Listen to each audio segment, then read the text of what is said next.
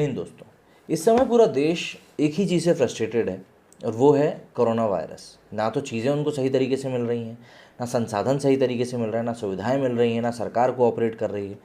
इस चक्कर में लोग बहुत ज़्यादा परेशान हो चुके हैं।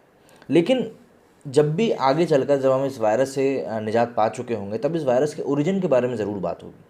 अभी कुछ समय पहले जब डोनाल्ड ट्रंप, जो कि राष्ट्रपति हुआ करते थे अमेरिका के, उन्होंने जब इस वायरस को चाइनीज़ वायरस कह के बोल दिया था, तो उनकी काफ़ी ज़्यादा आलोचना हुई थी। लेकिन जब हम बात करते हैं 1912-1920 के आसपास आए हुए स्पेनिश फ्लू की, तब कोई ये नहीं कहता कि उस नाम के साथ आप स्पेनिश क्यों लगा रहे हो। भाई, हर चीज़ के अपने अपने कारण होते हैं। अब क्योंकि ये वायरस चाइना के वुहान शहर से निकला है, तो इसलिए इसको चाइनीज़ वायरस कहना कहीं से कहीं तक मुझे गलत नहीं लगता। और फिर जब किसी देश से कोई वायरस फैला है, तो उस देश को भी उसकी जिम्मेदारी सामने आकर उठानी चाहिए, ना कि उससे बचना चाहिए। बहरहाल, चाइना के ऊपर इस चीज़ को लेकर कई सारे इल्ज़ामात बार बार लगते रहे हैं कि चाइना हो ना हो इस तरह के वॉर की तैयारी कर ही रहा था। और इस बात के साक्ष्य भी मिले हैं कि जितना अच्छे तरीके से चाइना इस वायरस को हैंडल करने के लिए मेडिकली तरीके से तैयार था, उतना कोई देश तैयार नहीं था। चाइना ने लगभग सारे देशों को मेडिकल सप्लाईज दी और उन्होंने कोई मदद नहीं करी है, मतलब उन्होंने निःशुल्क सेवा नहीं करी है, बल्कि उन्होंने सामान दूसरे देशों को बेचा ही है। छोटे से बड़े देशों तक को उन्होंने अपना सामान बेचा। चाहे आप वेंटिलेटर की बात कर लीजिए, अभी जो हमारे देश में ऑक्सीजन कॉन्सेंट्रेटर की बात कर रहे हैं, उसको भी चाइना ही बेच रहा है। तो चाइना हर तरीके से इस चीज़ से लड़ने के लिए तैयार था। और बाकी के जितने भी डेवलप्ड कंट्रीज़ हैं, चाहे आप बड़े से बड़े देशों की बात कर लीजिए, जो डेवलप्ड हैं, मेडिकली इक्विप्ड हैं, मेडिकल साइंस में काफ़ी आगे तक बढ़ चुके हैं, वो सभी देश, हम भारत को छोड़ दें तो वो सभी देश भी इस वायरस के सामने फेल रहे। लेकिन आखिर चाइना ने अगर ये चीज़ जानबूझकर करी है तो क्यों करी, कैसे करी, इन सभी चीज़ों के ऊपर सवाल उठेगा। बिल गेट्स ने एक 2015-16 के आसपास एक टेड टॉक करी थी, उसमें भी इन्होंने इस चीज़ का जिक्र किया था कि आने वाले समय में जो वॉर होगा, जो दुनिया के ऊपर वॉर होगा, उसमें कोई हथियारों का उपयोग नहीं किया जाएगा, बल्कि उसमें वायरस का ही उपयोग किया जाएगा। ये उन्होंने कहा है। आप यूट्यूब पे जाके सर्च करेंगे, आपको ये जो टॉक शो है ये मिल भी जाएगा, बिल गेट्स ऑन वायरस, ऐसा करके आपको वायरस मिल जाएगा, वो शो मिल जाएगा। तो सवाल यही पैदा होता है कि भाई आखिर चाइना की ऐसी क्या दुश्मनी थी दुनिया के साथ या मानवता के साथ। लेकिन इन सभी चीज़ों के बीच में अभी जो एक बहुत बड़ी बात निकल कर सामने है, जिसके बारे में हम बात करने वाले हैं, वो ये कि चीनी रिसर्च पेपर के हवाले से द वीकेंड ने खुलासा किया है कि 2015 से ही कोरोना वायरस को हथियार बनाना चाहता था चाइना। अब ये कोई छोटी मोटी बात नहीं है, ये चाइनीज़ रिसर्च पेपर में ही छपी है, जिसको कि द वीकेंड ने इसको लेकर एक्सपोज किया है। तो ये कोई छोटी मोटी बात तो है नहीं, क्योंकि अगर ये चीज़ सिद्ध हो जाती है कि कोविड वायरस जो है वो चाइना का बनाया हुआ है, मतलब उसको लैब में मैन्युफैक्चर किया गया है, तो ये वाकई में बहुत शर्मनाक बात होगी चाइना के लिए। क्योंकि ऑलरेडी चाइना से इस समय देश, दुनिया के लोग थोड़ा उससे हट रहे हैं, किनारा कर रहे हैं। हमने पिछले साल भी देखा कि कई सारी कंपनीज अपनी मैन्युफैक्चरिंग यूनिट चाइना से बाहर लेके चली गई, फिर भले ही वो वियतनाम की तरफ गई हो, थाईलैंड की तरफ गई हो, लेकिन चाइना से उन्होंने किनारा करना शुरू कर दिया। और चाइना भी अभी अपने आर्थिक दौर की उस दहलीज पे खड़ा है कि अब अगर वो पीछे गया तो उसको काफ़ी ज़्यादा नुकसान हो सकता है। ऐसे में इस तरह की रिपोर्ट का सामने आना बहुत ज़्यादा खतरनाक है। तो दुनिया भर में कोरोना वायरस के कहर के बीच द वीकेंड ऑस्ट्रेलियन मैगजीन ने चौंकाने वाला खुलासा किया है। मैगजीन ने 6 साल पहले 2015 के चीनी वैज्ञानिकों के रिसर्च पेपर से दावा किया है कि सार्स कोरोना वायरस के जरिए चीन दुनिया के खिलाफ जैविक हथियार बना रहा था। अच्छा, एक चीज़ और आपको बता दूं कि ऑस्ट्रेलिया और चाइना के बीच में अभी सब कुछ ठीक नहीं चल रहा है। ये द वीकेंड है, ये ऑस्ट्रेलियन मैगजीन है, और चाइना ने ऑस्ट्रेलिया से अभी अपने सभी तरह के इकोनॉमिक डायलॉग को बंद कर दिया है। इनके बीच में भी थोड़ी बहुत लड़ाई चल रही है। The unnatural origin of SARS and new species of man made virus to genetic weapon शीर्षक वाले इस शोध पत्र में चीनी वैज्ञानिकों और स्वास्थ्य अधिकारियों ने भविष्यवाणी की थी कि किस तरह से तीसरे विश्व युद्ध में जैविक हथियारों का इस्तेमाल किया जाएगा। इसमें यह भी बताया गया है कि कैसे सार्स कोरोना वायरस को जेनेटिक हथियारों के रूप में इस्तेमाल किया जा सकता है। इसमें कृत्रिम रूप से हेरफेर करके मानव रोग वायरस में बदला जा सकता है। वैज्ञानिकों ने इस बात पर भी चर्चा की है कि इस वायरस को ऐसे हथियार के रूप में इस्तेमाल किया जा सकता है जिसे पहले कभी नहीं देखा गया हो। और वही चीज़ अभी हम लोग देख भी रहे हैं। कोविड वायरस से लड़ना इसीलिए मुश्किल हो रहा है क्योंकि इस वायरस को पहले ना किसी ने देखा है, ना किसी ने झेला है। तो ऑब्वियस सी बात है, आपको जो चीज़ दिखाई नहीं देती, जो चीज़ आपको समझ में नहीं आती, जैसे लोग मैथ से घबराते हैं, वो इसीलिए घबराते हैं क्योंकि वो उस चीज़ को सॉल्व नहीं कर पाते। बुखार का हमारे पास इलाज है, इसलिए हम लोग बुखार से डरते नहीं हैं।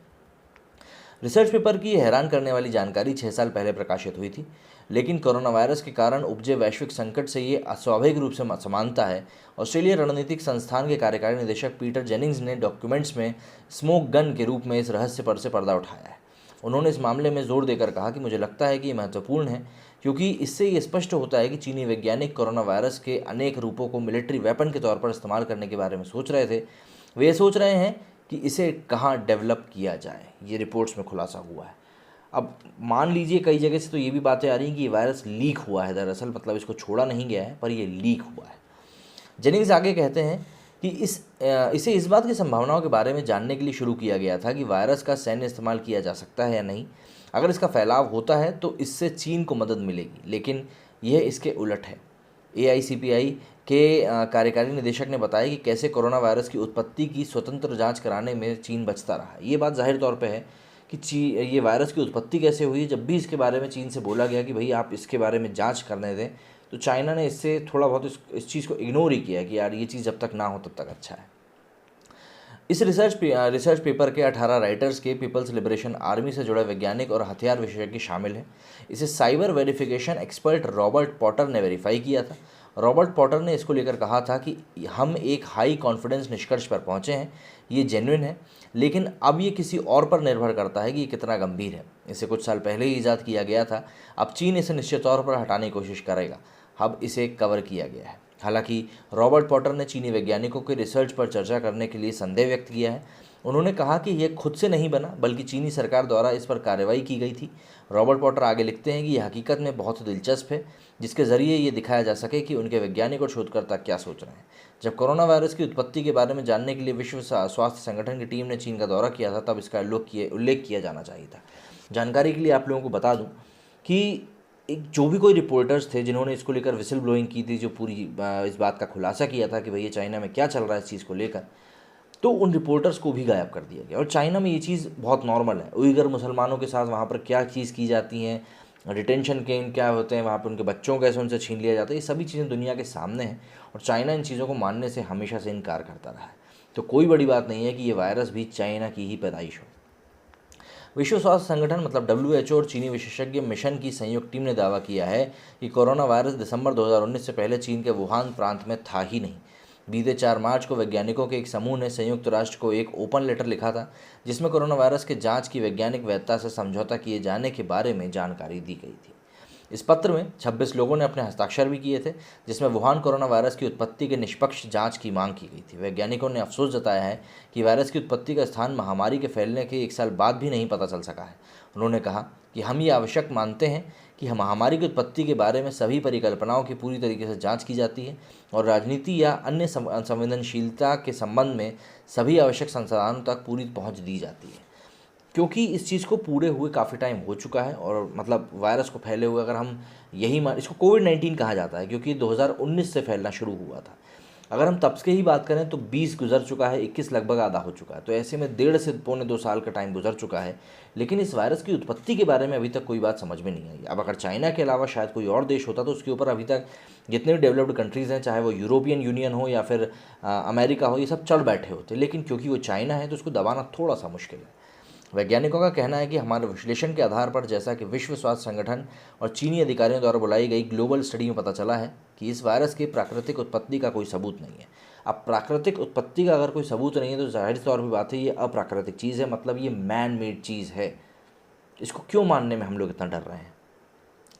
भविष्य की समस्याओं की तरफ इशारा करते हुए पत्र में कहा गया है कि वैज्ञानिक इस तथ्य के बारे में सार्वजनिक जागरूकता लाना चाहते हैं कि उस टीम में आधे चीनी नागरिक शामिल हैं जिसकी वैज्ञानिक स्वतंत्रता सीमित हो सकती है।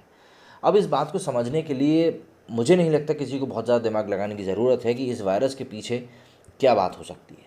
हम लोग हमेशा से बात करते हुए आ रहे हैं कि वर्ल्ड वॉर 2 के बाद आखिर हम और क्या देखेंगे। वर्ल्ड वॉर 2 बहुत भयावह था, तो इसीलिए हम लोग ये अंदाज़ा लगा रहे थे कि वर्ल्ड वॉर 3 जो होगा वो कैसा होगा, उसमें देश किस तरीके से रिएक्ट करेंगे या किस तरीके से चीज़ों को किया जाएगा। उन सभी चीज़ों को लेकर लोग अलग अलग तरीके से बातें कर रहे थे। लेकिन अब जाहिर तौर पे बात है, जब चीज़ें सामने आना धीरे धीरे शुरू हो गई हैं तो लोगों को भी अब इस चीज़ के बारे में जागरूकता आने लगी है कि आखिर ये वायरस आया कहाँ से है और इस चीज़ को लेकर हमें चाइना को कितना ज़्यादा ब्लेम करना चाहिए या कितना कम ब्लेम करना चाहिए।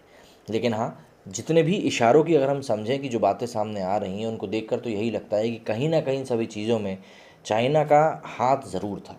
क्योंकि अगर हम क्लियर तौर पे समझें तो चाइना ने डायरेक्टली ना सही लेकिन इनडायरेक्टली ही इस चीज़ को फैलाया तो है, क्योंकि बनाया उनकी लैब में अगर गया है तो हो सकता है उनसे ये अनजाने में ही फैल गया हो, लेकिन हुआ तो ये है।